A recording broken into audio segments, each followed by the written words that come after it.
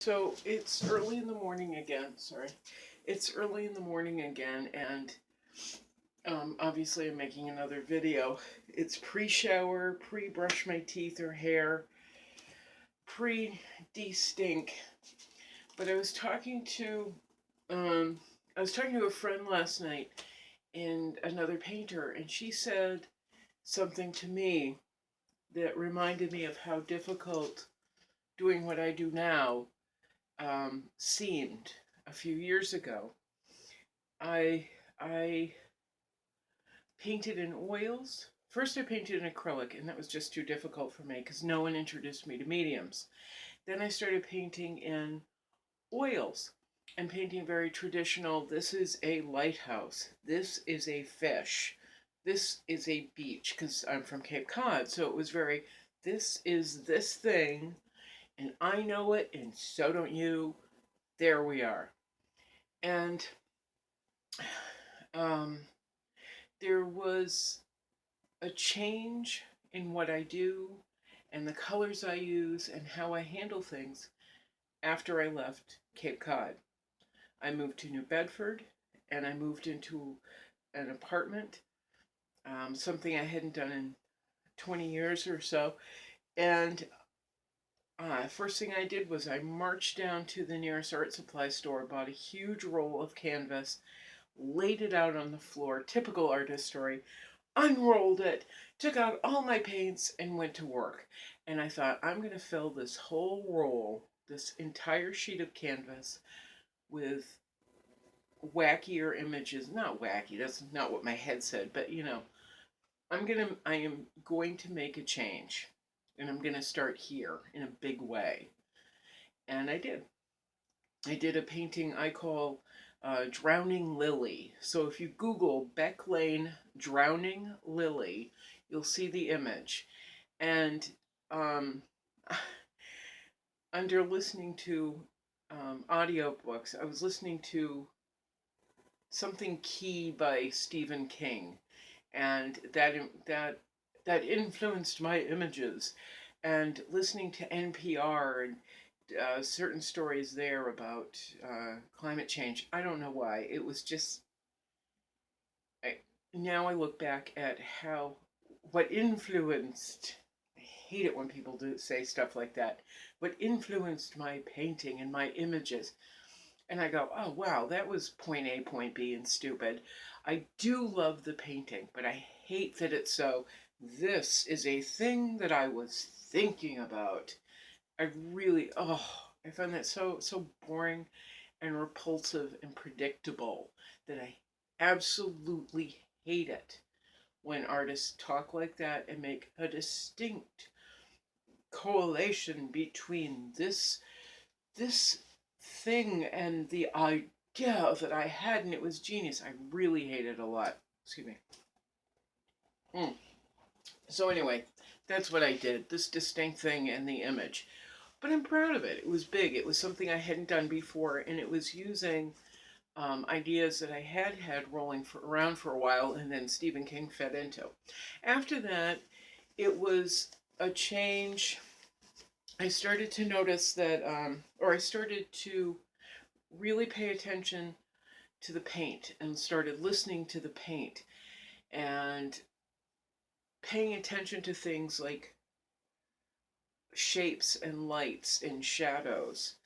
I did one painting called Un Simple Soldat, and it's if there's one painting if there's one painting that will have to be pulled from my cold dead hands because I don't want to let go of it, it's Un Simple Soldat, and it's a portrait of a 19-year-old soldier, Russian soldier. Hey bugs, a 19-year-old Russian soldier in World War II, and what he has on one side is slightly bright um, colors and shapes that are meant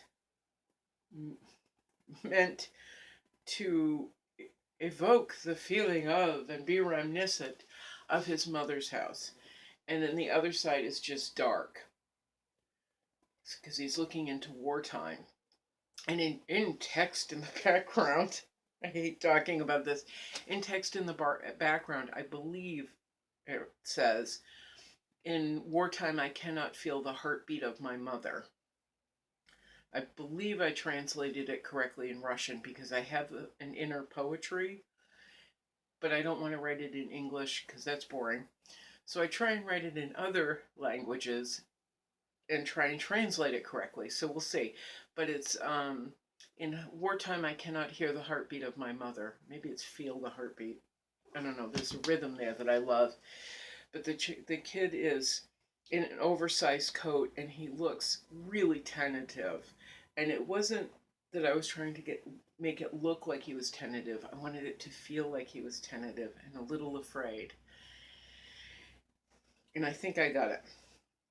What was the other thing in that poem? Oh, when I had it out, though, it's a oil painting on masonite. And when I had it out, I had it leaning up against a wall. I was living in an apartment, and it was in my kitchen, leaning up against a wall. And I looked at it one day, and there were these wonderful shapes coming down the portrait, these tiny little ovals and circles. And what had happened was the sun, it was real early in the morning, like now, and the sun was coming through the blinds, and it hit those tiny little pinholes in the blinds where string connects them all. And pew, this light came through. And I'm looking at it. At first I was like, oh, light's coming through. And then I went, look at those shapes, look at those shapes. So through the portrait, you can find indications where I had actually traced the light using pencil, oil crayon, and oil paint. And that's the story of that. It's right down his face into his uniform. So after that was a real shift. After that, I started really paying attention to just this visceral thing, like this, like little whispers. The paint would say something, shadows would say something, walking, I'd see a shape that would say something. And I hate to be one of those people that's like, I saw this thing, I am now going to use it. But sometimes that's how it happens. I mean, it comes to you and it sits with you for a long time. This little whisper says, try this thing. And I carry it around with me until I use it, and sometimes now for several years. But what I'm getting to is, somehow, what I'm getting to is, I learned to just let go. Not listen to, this is how Bugs don't hit. Bugsy's trying to get up on his chair and the tripod's in the way. Oh, good boy, he did it. Without hitting the tripod. I learned to listen to those whispers that come from the paint. And I learned to very quietly take things in. Or quiet things in. And to hold on to them and let them sit sometimes until I needed something really magical to connect the painting to the viewer or the painting to me. And then I'd look, kind of feel through my library. You know, where's that wonderful thing that will work here? And poof, put it in. The other thing besides, pulling magical fairies and stuff out of my hat is I learned to not be afraid of color. I learned to say, and I actually learned how to do this by teaching a child. Once a week, I went to visit my friend Abby, and she was seven or nine, I can't remember which. And she would be in her pajamas, and we would sit at her table, and I would teach her how to draw. And one day she was worried about, oh, this color doesn't match this exactly.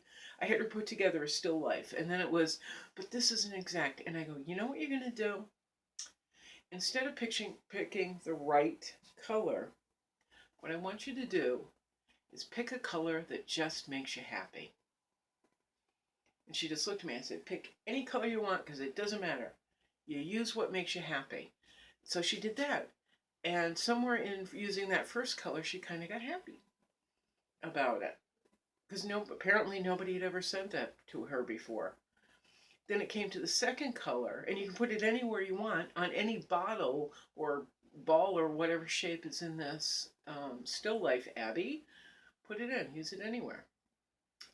And she went to use the second color. She said, what do I do? I said, you use any color that makes you happy. Any color that strikes you that you like. She did it. And we did it again and a color after that, and then again and again. And this kid really enjoyed drawing. Once she learned you there are no rules, and you do not have to depict what is in front of you exactly down to the correct color. It doesn't matter. It really doesn't matter. It doesn't matter. That doesn't make you well, it makes a lot of people an artist. But what really makes art art, and what makes an artist is the ability to transcend what we believe we know. Even in realist paintings, it's not about how right that image is. It's so real. Hyper realism, it's so real. That's not really it. The trick is, how does it feel? That's really it. Yeah, you can draw a piece of paper that looks like a piece of paper. But if it doesn't feel like a piece of paper, nobody's going to give two craps. So the same thing applies here. These are abstract shapes.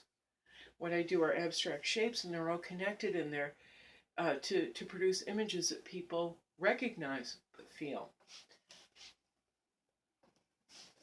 How was that? I was just thinking about this because of this arm. I've been using teals and blues and faces for my own reasons, which I won't explain because I don't want anyone stealing it and using it without their own ideas. Using unusual colors and faces, and then in hands and arms getting back to slightly more traditional skin colors. But I was running through this, and I absolutely hated this arm in blues and oranges. I mean browns and oranges. Hated it. It's boring. It's so friggin' boring. And I needed to pull out some light in it, so I went in. I just looked at my palette, and the green paint or the yellow and teal paint started talking a little bit, making that whispery sound. So I mixed them together, got this really fabulous green. Boom. I connect with it more, which means the viewer will connect with it more. I'm going to have to use this green in other parts of the painting so it balances out, but I'm super happy. And this is what I'm talking about. Let go of what you think you know. Let go of what other people have said that you have to do to make the painting right. Let it go. Get a large canvas. Paint something really big. The world will not end. No one will die. No one will get hurt. Go big. Listen to the paint. Listen to the whispers. Connect. Let somebody else worry about getting the piece of paper exactly right. Let them worry about it. Let them worry about the hyper-realism. Because you're never real enough. You're never real enough till you feel a connection with the paint and the reference material or the shapes. Now I'm going to go shower. Ciao.